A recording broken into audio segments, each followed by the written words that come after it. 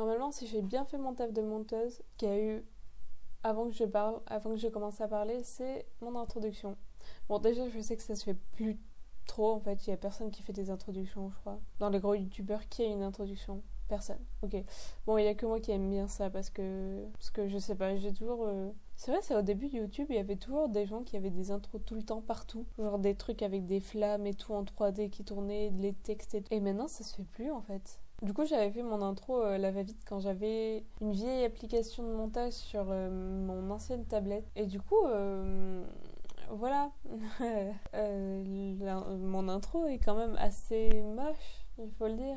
Je pensais du coup, ce que j'avais envie de faire, c'est refaire mon introduction, en faire quelque chose de potable. Alors du coup, ce que j'avais comme idée pour refaire mon introduction, ça serait de... En fait, il faudrait que je me filme pour après pouvoir faire l'animation. Et du coup, genre, je me filme de face. Et en fait, genre, je garde la tête au même endroit. Et juste, je tire la langue. Et sur ma langue, en fait, il y aurait marqué The Green Eye. Bon, c'est pas la meilleure idée que j'ai eue de ma vie. Mais c'est la seule que j'ai, ok. Et j'ai envie d'essayer. Parce que vraiment, l'intro que j'ai avant ça, du coup, avant cette vidéo, me fait un peu mal au cœur. Enfin, je la mets à chaque fois parce que j'avais passé du temps. Mais je vois bien qu'elle est moche. Enfin, c'est difficile de voir ça à chaque fois qu'on monte une vidéo. Du coup, voilà.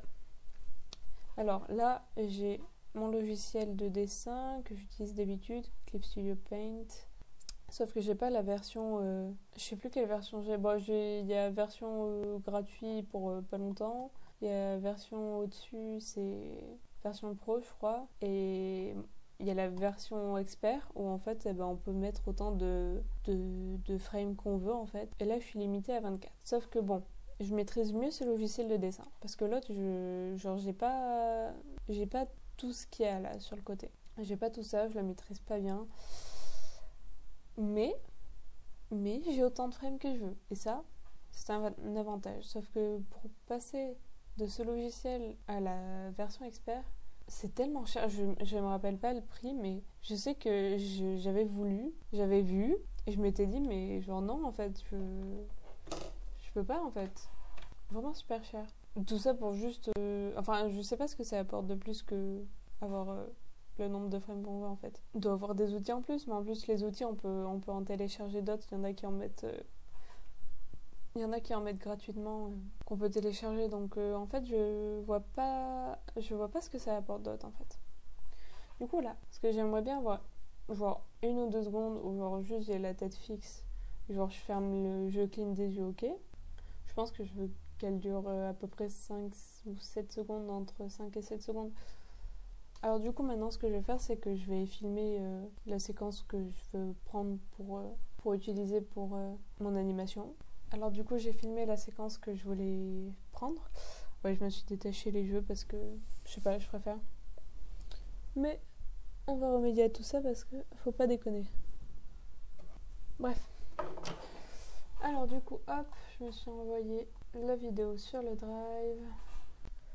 Alors du coup voilà, je me suis rendu compte que au moment du montage en fait, ce que j'avais capturé c'était mon deuxième écran et du coup en fait j'ai pas du tout capturé tout l'écran où j'ai fait l'animation. Du coup je vais résumer tout ce que j'ai fait. Alors déjà pour commencer, une fois que j'ai tourné la vidéo que je voulais utiliser pour faire mon animation, j'ai utilisé un logiciel qui permet de convertir les vidéos en format JPEG. Là, j'ajoute mon fichier et j'ai extrait toutes les trames. Une fois que j'ai fait ça, je suis allée dans mon fichier et j'ai enlevé toutes les images qui m'auraient jamais servi. Une fois que c'est fait, je suis allée sur mon logiciel de dessin, j'ai créé un nouveau fichier, puis j'ai importé une des images de la vidéo que j'avais convertie en JPEG. Du coup, voilà, c'est ce que donnait l'image.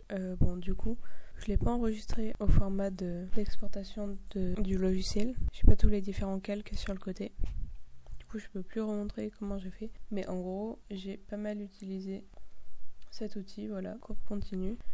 Et en fait, j'ai utilisé des couleurs que j'utilisais déjà dans mes précédents dessins. Du coup, il y avait l'image derrière. J'ai commencé par les cheveux, souvent je fais ça. Puis la couleur de la peau et en changeant les opacités et tout ça. Et je suis arrivée à ce résultat. Du coup, ça c'est l'image que je voulais garder fixe pendant l'animation. Je voulais pas que ça bouge. Et en fait, j'ai pas mis les yeux et la bouche parce que c'était ce qui allait bouger dans l'animation, tout simplement. Du coup, après, sur un autre calque, j'ai dessiné les yeux. Et en fait, voilà, ça va me séparer les éléments, ça va me servir, ça va m'être utile pendant l'animation en fait. Du coup, je suis allée sur Krita, je vais montrer pourquoi j'ai fait autant de calques. Alors déjà, j'ai importé dans un autre calque les yeux que j'avais dessinés. Et en fait, grâce à la gomme, en fait, je me suis mis comme ça. Et en fait, je gommais au fur et à mesure. Si on regarde que les yeux, hop, on les voit qui se ferment petit à petit et qui se réouvrent. Du coup, après, ce que j'ai fait, c'est que j'ai fait un autre calque pour la bouche. Après, j'ai ajouté un autre calque pour faire les dents. Du coup, je l'ai pas mis au début parce qu'on voit pas mes dents. Et en fait, j'ai utilisé une seule image au final parce que en fait, elle bouge pas. Mais j'ai juste gommé quand ça dépassait. Du coup, après, j'ai fait la langue. Mais du coup, le problème au début, c'était que j'avais ça qui était fixe, mais en fait, j'ouvrais la bouche. Et du coup, ça faisait que j'avais le menton qui descendait pas. Du coup, j'ai créé un autre calque par-dessus.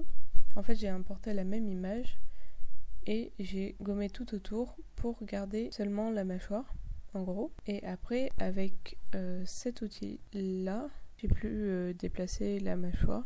Et sur le calque d'en dessous, qui était juste mon image fixe, j'ai fait l'ombre qui va en dessous en fait. Ok, du coup pour l'instant ça donnait ça. Puis j'ai rajouté le logo. J'avais déjà une image du logo en PNG que j'avais fait avant. J'ai mis le texte comme je souhaitais en fait à la fin parce que je voulais que ça soit le résultat. Après j'ai juste pris mon image, pris encore cet outil et il m'a suffi de déplacer le texte pour qu'il aille à la même vitesse que la langue en fait. Du coup pour que ça soit plus simple, j'avais fait les yeux qui se ferment en même temps que la bouche qui s'ouvre. Après j'ai monté avec l'outil de recadrage.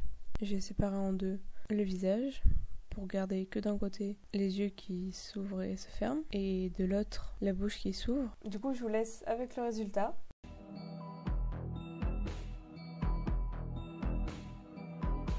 Du coup voilà, vraiment j'espère que ça sera mieux qu'avant et j'espère que j'aurai appris des trucs à certains ou pas. Je vais redire ce que j'ai dit la dernière fois, déjà je maîtrise pas totalement le logiciel de montage, alors il y a des choses que forcément qui sont pas ouf que j'ai pu faire et même là j'ai dû perdre du temps à faire des choses qui avaient aucun sens. Mais du coup voilà, je suis assez contente du résultat quand même, je m'attendais à bien pire et voilà.